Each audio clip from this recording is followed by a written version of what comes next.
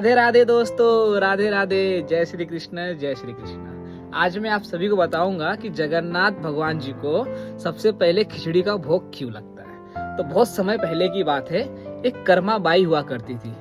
तो बहुत छोटी सी थी। वो हर रोज ना जगन्नाथ भगवान जी को जाकर के खिचड़ी का भोग लगाती थी। हर रोज सुबह सुबह जाकर के उनको भोग लगाती थी। उनका ये नियम ही हो गया था। तो कुछ समय बीतते गए, कर्मा बाई जवान हुई, उस समय भी वो खिचड़ी का भोग लगाती थी। जब बुढ़ापे की अवस्था आई, फिर भी वो हर रोज जाकर के जगन्नाथ भगवान जी को खिचड़ी का भोग लगाती थी। फिर एक दिन ऐसा आया कि कर्मा बाई मंदिर में गई और कान्हा जी को बोली, ए लल्ला, अब तो मैं ना आ पाऊंगी तेरे पास। मेरे पैर है जो ना अब जवाब दे रहे, अब मैं चल ना पाऊंगी ज्यादा।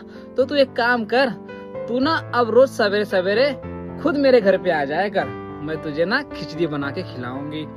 तो फिर ऐसा हो गया कि दूसरे दिन से कर्मा बाई जो थी वो मंदिर नहीं जाती थी, वो घर पर ही भगवान जी को खिचड़ी का भोग लगाती थी। और हमारे जो कान्हा जी थे वो तो नटखट ही है, आपको पता ही है। वो रोज सवेरे सवेरे चले जाते थे कर्मा बाई के घर पे खिचड़ी खाने के लिए। ठीक है। फिर 10-15 दिन ऐसा हुआ, जो वहाँ के पंडित थे उन्होंने बोला कि कर्मा बाई को क्या हो गया है, आजकल मंदिर आती नहीं, खिचड़ी भी नहीं लेकर के आती कान्हा जी के लिए। एक काम करता हूँ, मैं जा करके देखता हूँ। फिर पंडित जी क्या किए, सवेरे सवेरे कर्मा बाई के घर चले गए और उन्होंने देखा कि कर्मा बाई जो थी वो खिचड़ी बना रही है और खिचड़ी बना के बोलती है कान्हा जी को देना है। फिर ऐसा हुआ तो फिर पंडित जी बोले, कर्मा बाई तुम खिचड़ी बना रही हो, मंदिर क्यों नहीं आती हो।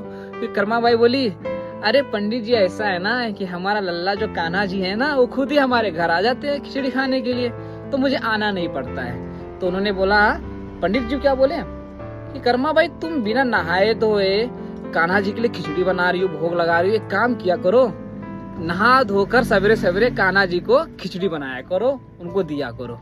तो कर्मा बाई बोली, हाँ हाँ पंडित जी हैं तो ठीक ही बोल रहे हैं। तो कर्मा बाई दूसरे दिन मस्त नहा धोकर मस्त में पूजा पाठ करके खिचड़ी बना रही है। फिर कान्हा जी बोल रहे हैं आके, ए मैया खाना दे, मन्ने लेट हो रहा है, मन्ने जाना है, मंदिर खुलने वाला है, पूजा आरती होने वाली, मन्ने जाना है।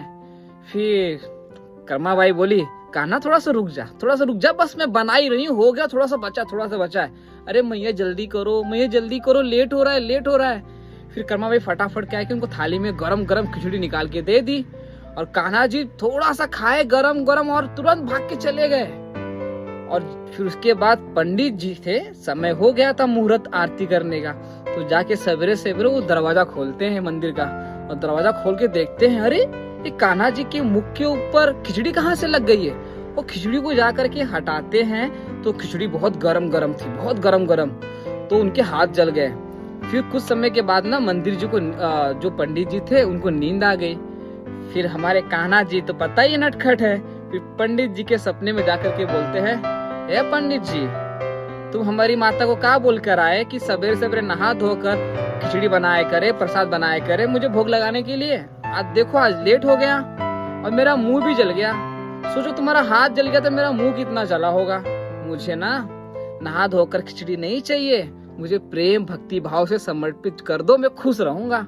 तो फिर पंडित जी जाकर के सवेरे सवेरे कर्मा बाई को बोलते हैं, मेरे से गलती हो गई कर्मा बाई, तुम ना बिना नहाए धोए भी भगवान को भोग लगा सकते हो, खिचड़ी बना सकते हो।